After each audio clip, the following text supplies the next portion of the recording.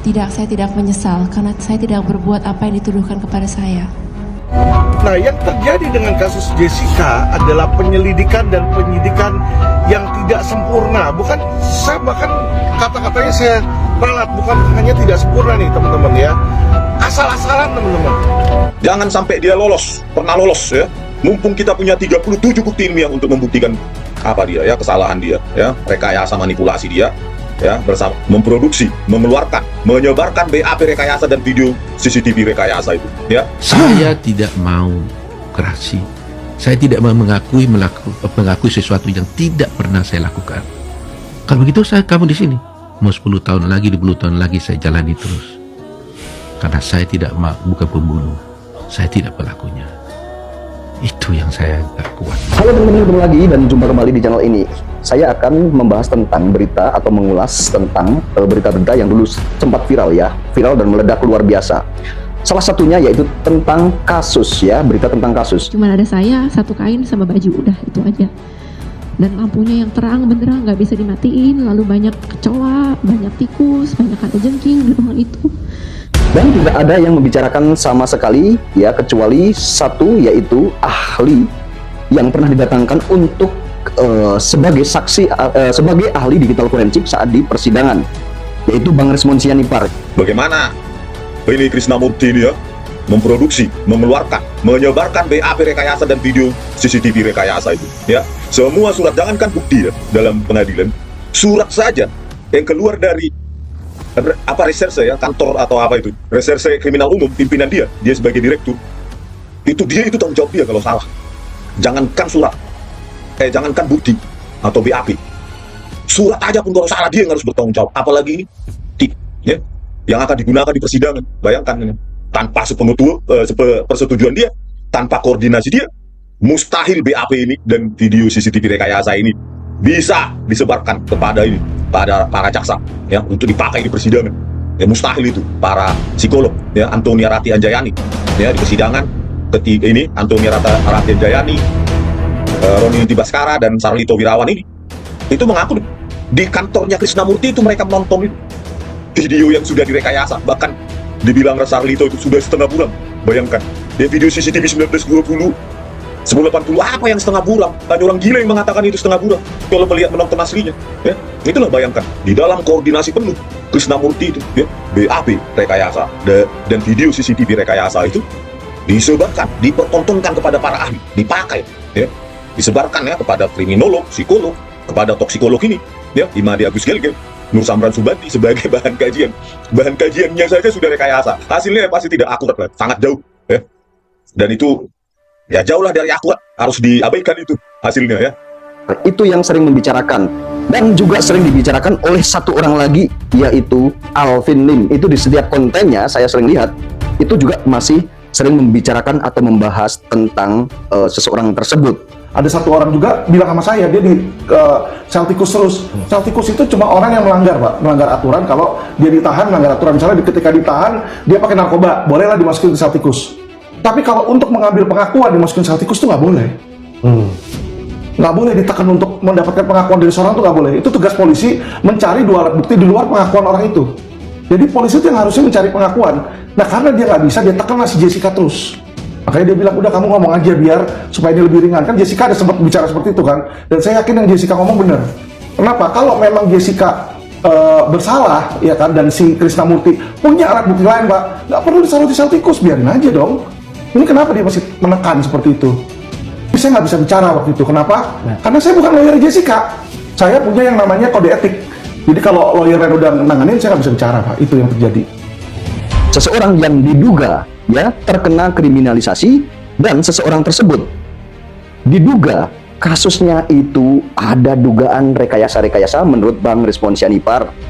Ini matematik, ilmu pasti bahwa ini rekayasa dari BAP saudara saksi ahli Muhammad Nual Azhar dan Christopher Hariman Rianto. Kita kembali sedikit, di mana keduanya terbukti dari BAP mereka melakukan rekayasa. Karena kasihan teman-teman, jika ada seseorang yang ada dugaan-dugaan rekayasa kasusnya, atau ada dugaan-dugaan dikriminalisasi dan sempat viral, meledak, bahkan penontonnya itu jutaan, terus berhenti di situ saja, tentunya kita wajib untuk menyuarakan, siapa tahu itu ada benarnya bahwa dugaan rekayasa-rekayasa tersebut itu terjadi.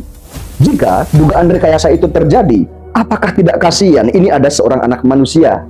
Jessica ini disebut terdakwa tidak kooperatif, berbelit-belit menutup-nutupi kenyataan dan seterusnya, penilaian serba negatif. Tapi hukumannya kok tanda petik cuma 20 tahun. Ya, yang dipenjara selama beberapa tahun, ini hampir 8 tahun teman-teman ya. Hampir 8 tahun, ini Jessica Kumala Wongso ini udah menjalani hukuman. Ya, divonis sama majelis hakim 20 tahun. Yang seharusnya dia itu kena ancaman hukuman mati, tapi divonis 20 tahun. Serba negatif. Tapi hukumannya kok tanda petik cuma 20 tahun. Untuk seorang terdakwa yang terbukti sah dan meyakinkan melakukan pembunuhan berencana, berbelit-belit, dan seterusnya yang serba negatif, kenapa nggak sekalian aja hukuman seumur hidup atau bahkan hukuman mati?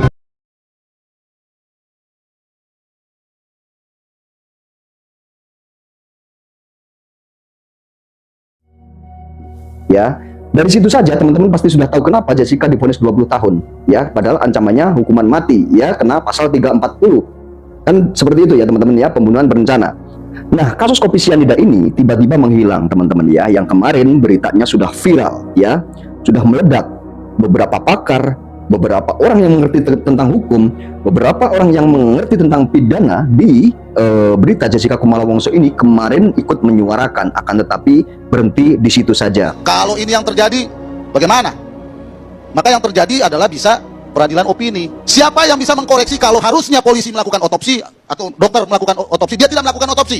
Karena terus terang saja, berkas perkara ini kan awal mulanya semua dibuat oleh polisi. Itu bahan baku pertama yang dibuat. Jadi dia harus objektif. Polisi ini harus dikontrol menurut saya. Karena penegak hukum ini ternyata bukan penegak hukum, pemain juga. Nah, untuk keadilan seseorang dan semua rakyat Indonesia ini juga berhak memiliki hak yang sama untuk mendapatkan sebuah keadilan.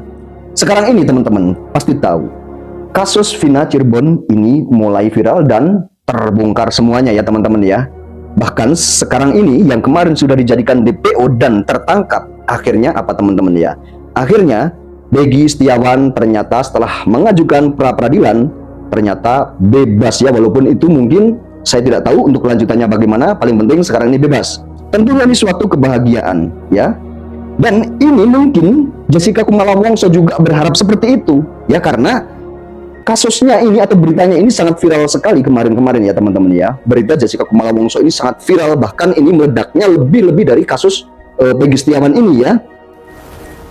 Menyeramkan sekali ya saya mendengarnya. Jadi saya punya alasan juga dong, ya. Sebagaimana netizen hari ini, ya. Sepertinya ada yang kurang beres nih pada kasus kopi sianida, begitu kan? Benar. Jadi mungkin para netizen dan masyarakat Indonesia juga menanyakan, kabar ini lari kemana, hilang kemana, tenggelam kemana? Kenapa bisa tenggelam? Kan gitu.